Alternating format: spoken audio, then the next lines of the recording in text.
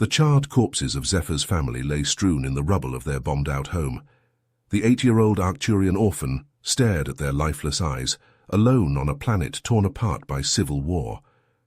Zephyr huddled behind broken walls as gunfire and explosions thundered in the distance. Hunger clawed his stomach, hopelessness filled his heart.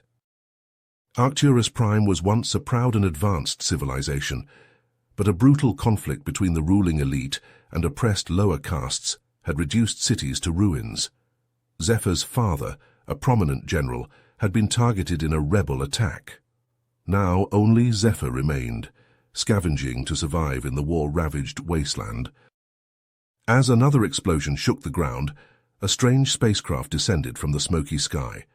It bore an unfamiliar insignia, a blue and green planet with a single moon. Frightened but desperate for help, Zephyr crept from the shadows toward the ship. A hatch opened. 2 tall, pale-skinned creatures in protective suits emerged. They were humans, the first Zephyr had ever seen. Without their aid and compassion, this lost alien child would perish alone on a dying world. But could he learn to trust them after the cruelty he'd endured? The human strangers were his only hope. His life now depended on their mercy. Michael knelt down, meeting Zephyr's wary gaze. "Hey, buddy, I know you're scared. But you can't stay here alone. It's not safe. Why don't you come back to our ship with us? We have food, water, and a doctor who can help you feel better. What do you say?" Zephyr's eyes darted between Michael and Sarah, uncertainty etched on his face. These outsiders seemed kind, but he had learned to distrust everyone in this cruel war. Still, the rumbling in his stomach and the ache in his bones won out. He had nowhere else to turn. Reluctantly, he nodded. Sarah smiled warmly. "Great, let's get you out of here. Our ship is just over this ridge." She extended her hand, and after a moment's hesitation, Zephyr took it. Together, they climbed into the sleek human vessel.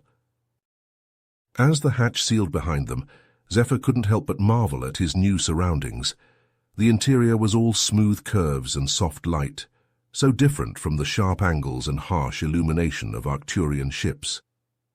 The air smelled fresh and clean, not thick with smoke and despair. "Welcome aboard," Michael said. "Let's get you to the medbay. We need to make sure you're okay." He led Zephyr down a short corridor to a brightly lit room filled with strange equipment. A brown-skinned man with kind eyes looked up from a device. You must be our new guest.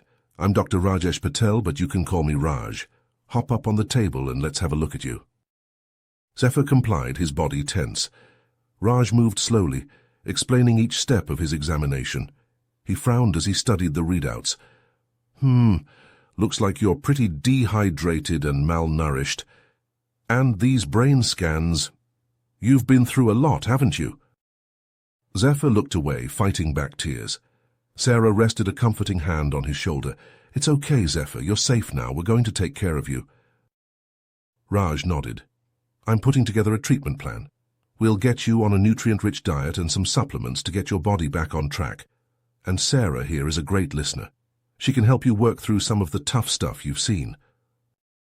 Over the next few days, Zephyr started to settle into a routine on the ship.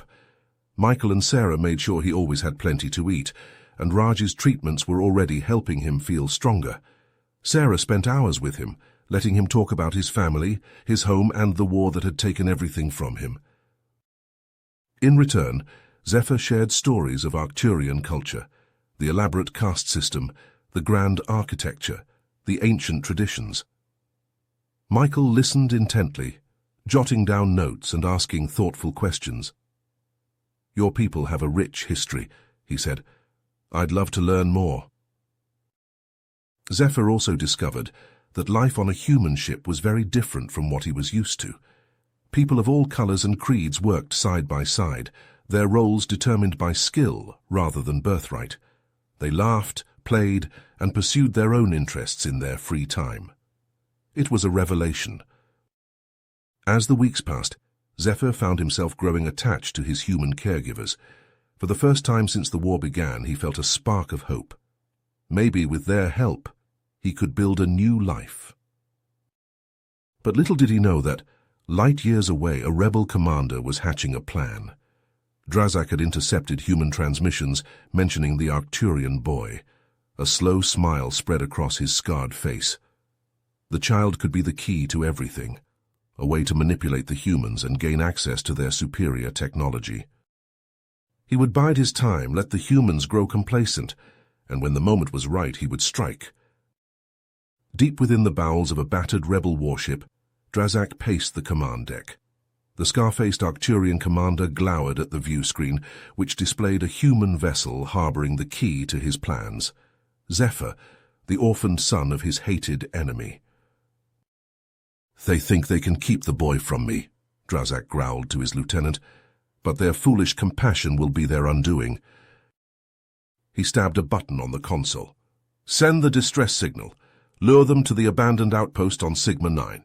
We'll be waiting in ambush." As the decoy transmission beamed across the stars, Drazak allowed himself a cold smile. Soon the child would be his, and with him the secrets of human technology. Light years away, the human ship's comm system crackled to life. Michael, Sarah, and Commander Elena Ivanova huddled around the console, listening intently to the staticky plea for aid. "Earth's under attack. Requesting immediate assistance, coordinates to follow." The message dissolved into garbled static. Commander Ivanova frowned. It could be a trap. The rebels have been known to use decoys. Sarah bit her lip. But what if it's real? We can't just ignore a cry for help. Michael nodded slowly. "I agree with Sarah. Even if there's a risk we have to investigate, it's the right thing to do." Ivanova sighed. "Very well. But we go in with shields up and weapons hot. I won't take any chances with my crew." As the sleek human vessel sliced through the void towards the coordinates, Zephyr felt a growing unease in the pit of his stomach. Something about this mission felt wrong. He closed his eyes, dredging up memories of his father's military lessons. The subtle signs of an ambush, the too-perfect placement of the distress beacon, the eerie stillness of the surrounding space. Zephyr's eyes snapped open. He sprinted down the corridor to where Michael and Sarah were prepping the shuttle. "Stop," he cried. It's a trap. The rebels, they're waiting for us." Michael and Sarah exchanged alarmed looks. Sarah slapped the comm panel. "Commander Ivanova, Zephyr says the distress call is an ambush. Advise we abort mission." There was a crackle of static. Then Ivanova's voice filled the room. "Acknowledged, raising shields and battle stations. Prepare for possible hostile engagement." As the human ship dropped out of warp at the edge of the Sigma-9 system, the abandoned outpost hung in space like a rusted tin can. Drazak's rebel fleet shimmered into view, disruptor banks glowing with deadly intent. "Fire!" Drazak roared, and a storm of energy bolts pounded the human ship's shields. The vessel shuddered but held steady, its advanced defenses absorbing the onslaught. On the bridge, Commander Ivanova barked orders with steely calm. "Evasive maneuvers, return fire, full spread." The human ship wheeled and dove, its own weapons spitting streams of superheated plasma.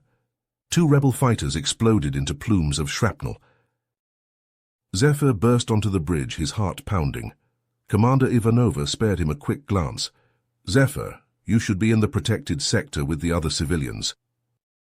"I can help," Zephyr said. "I know Arcturian tactics, their weaknesses. Let me assist with the battle coordination." Ivanova hesitated for a split second, then nodded curtly. "Very well, what have you got?" As Zephyr and Ivanova pored over the tactical display, pointing out vulnerable points in the rebel formations, Michael and Sarah watched in tense silence. "He shouldn't be up there," Sarah whispered, wringing her hands. "He's just a child. He's been through so much already." Michael squeezed her shoulder. "Zephyr is stronger than any of us realized. Right now he needs to do this, to help defend his new home and family." Under Zephyr's guidance, the human ship wove a deadly dance through the rebel fleet, picking off fighters one by one. Drazak's eyes blazed with fury as his forces dwindled. "Target their engines," he bellowed. "I want that ship crippled. Concentrate all fire on their aft section." A hurricane of disruptor bolts hammered the human vessel's rear shields, making the deck plating shudder and groan. Warning klaxons blared as the shield strength dipped into the red. Commander Ivanova gritted her teeth. "Reroute power from forward shields. Keep those engines online." Zephyr studied the tactical display with a calculating eye. Then he jabbed a finger at a flashing red icon.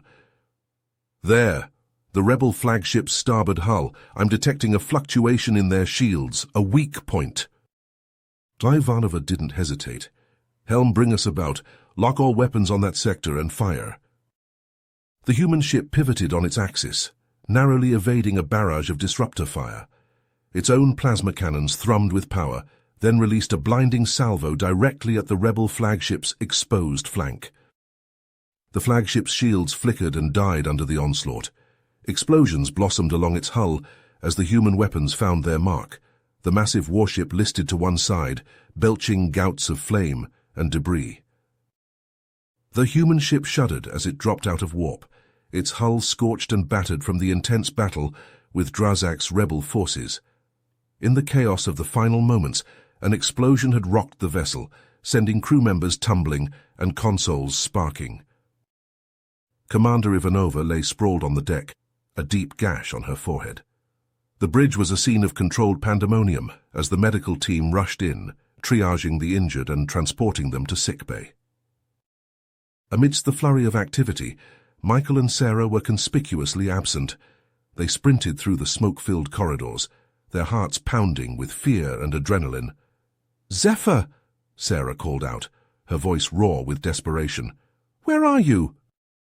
They reached the engine room, now a twisted maze of broken pipes and flickering emergency lights. There, slumped against a bulkhead, they found the small, unmoving form of their Arcturian charge. "No, no, no," Michael whispered, dropping to his knees beside Zephyr. With shaking hands, he felt for a pulse, letting out a choked sob of relief when he found one, weak but steady. Sarah activated her comm badge. "Dr. Patel, we need you in the engine room now. Zephyr is hurt." The journey back to Earth was agonizingly slow, the ship's damaged engines struggling to maintain a steady warp field. In sickbay, Dr. Patel and his team worked around the clock to stabilize Zephyr's condition, mending broken bones and monitoring his vital signs. Michael and Sarah refused to leave his side, taking turns holding his small limp hand and whispering words of comfort and encouragement. They barely slept, surviving on caffeine and the sheer force of their love for the boy who had become like a son to them. As the ship limped into Earth's orbit, news of the battle and Zephyr's presence on board spread like wildfire through the human colony. The docking bay was surrounded by crowds of curious onlookers and media drones, all clamoring for a glimpse of the Arcturian child. In the corridors and common areas, heated debates erupted among the colonists. Some, still haunted by the memory of the long and bitter war with the Arcturians, demanded that Zephyr be turned over to his own people as a gesture of goodwill. "We can't afford to provoke the Arcturians any further," a grizzled veteran argued in the mess hall. "That boy is a liability. What if his father comes looking for him? We'll have a whole fleet of Arcturian warships on our doorstep." Others, moved by the tale of Zephyr's bravery and the bond he had formed with his human guardians, rallied to his defense. "He's just a child," a young mother said, her eyes shining with tears. "He's been through so much already. We can't send him back to that hellhole of a planet. It would be a death sentence." Michael and Sarah, exhausted but fiercely determined, petitioned the colonial administration for asylum on Zephyr's behalf. They met with officials, pleading their case and presenting evidence of the ongoing civil war on Arcturus Prime and the danger Zephyr would face if he were to return. "He's the son of a high-ranking general," Michael explained, his voice tight with emotion. "The rebels would see him as a valuable hostage or a symbol to be made an example of. We can't let that happen. We have to protect him." As the debate raged on, Zephyr remained in a coma, his small body swathed in bandages and hooked up to a myriad of beeping machines. Dr. Patel and his team worked tirelessly to heal his injuries, both physical and psychological. Michael and Sarah spent every spare moment at his bedside, reading to him from his favorite storybooks and reminiscing about the happy moments they had shared on the ship. They draped his bed with colorful drawings from the other children on board, each one a testament to the impact Zephyr had made in his short time among them. Commander Ivanova, meanwhile, used her newfound status as a hero of the battle to advocate tirelessly on Zephyr's behalf. She testified before the Colonial Council, her voice ringing with conviction as she recounted the crucial role Zephyr had played in their victory against the rebels. "Without Zephyr's knowledge and bravery, we would not be standing here today," she declared, her gaze sweeping over the assembled councillors. "He risked his life to save ours, and in doing so, he became one of us. We owe him a debt of gratitude, not a one-way ticket to a war-torn planet." As the council deliberated behind closed doors, tensions among the colonists reached a boiling point.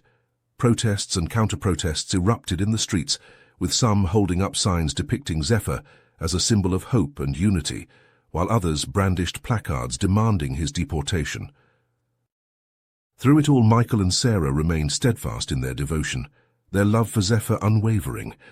They took turns at his bedside, holding his hand and whispering words of encouragement, even as the world outside the hospital walls seemed to be tearing itself apart. "We won't let them take you away from us," Sarah promised, brushing a strand of hair from Zephyr's pale forehead. "You're a part of our family now, and we'll fight for you until the end." Michael nodded, his jaw set with determination. "No matter what happens, Zephyr, you'll always have a home with us. We'll make sure of it." And so, as the colony held its breath and the council weighed Zephyr's fate, Michael and Sarah kept vigil at his side, their love a beacon of hope in the darkness. After weeks of heated debates and protests that divided the colony, the council finally reached a decision on Zephyr's fate. In a close vote, they granted the Arcturian child temporary asylum on Earth. Michael and Sarah hugged each other tight, tears of relief streaming down their faces as they heard the news. "He can stay," Sarah whispered, her voice choked with emotion. "Our boy is safe." But the council's decision came with strict conditions. Zephyr would be closely monitored, his access to sensitive information and technology restricted. It was a small price to pay for his safety, Michael and Sarah agreed. They rushed to the hospital, eager to share the good news with Zephyr.